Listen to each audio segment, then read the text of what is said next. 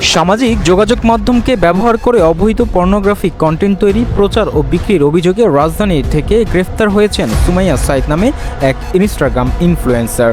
ঢাকা মহানগর গোয়েন্দা পুলিশের সাইবার অ্যান্ড স্পেশাল ক্রাইম বিভাগ বসুন্ধরা আবাসিক এলাকায় অভিযান চালিয়ে তাকে গ্রেফতার করে। একই সঙ্গে বাড্ডা এলাকা থেকে গ্রেফতার করা হয়েছে তার প্রধান সহযোগী খাজা সাকলাইন ফারুককে। ডিবি পুলিশ জানায়, চক্রটি সামাজিক যোগাযোগ মাধ্যমে বিশেষ করে ইনস্টাগ্রাম ও টেলিগ্রাম ব্যবহার করে বিজ্ঞাপনের মাধ্যমে গ্রাহক আকর্ষণ করত। পরবর্তীতে নির্দিষ্ট কিছু গোপন গ্রুপ বা চ্যানেলের অর্থের বিনিময়ে এসব সংবেদনশীল ভিডিও ও ছবি বিক্রি করা হতো।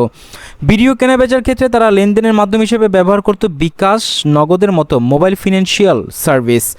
গবেষণায় দেখা গেছে, মেয়েটির এই অনৈতিক কার্যক্রম সম্পর্কে অবগত থেকে সহায়তা করা এবং অর্থ গ্রহণের অভিযোগে ইনফ্লুয়েন্সার সুমাইয়ার বাবাকেও এই মামলার আসামি করা হয়েছে।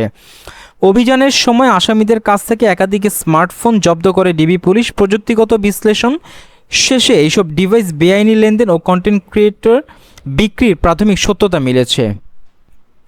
ঘটনায় পর্নোগ্রাফি নিয়ন্ত্রণ আইনে মামলা দায়ের করা হয়েছে। এই চক্রের আরও কারা জড়িত রয়েছে এবং তাদের আর্থিক লেনদেনের উৎস কি তা খতিয়ে দেখতে আসামিদের 3 দিনের রিমান্ডও আবেদন করেছে পুলিশ।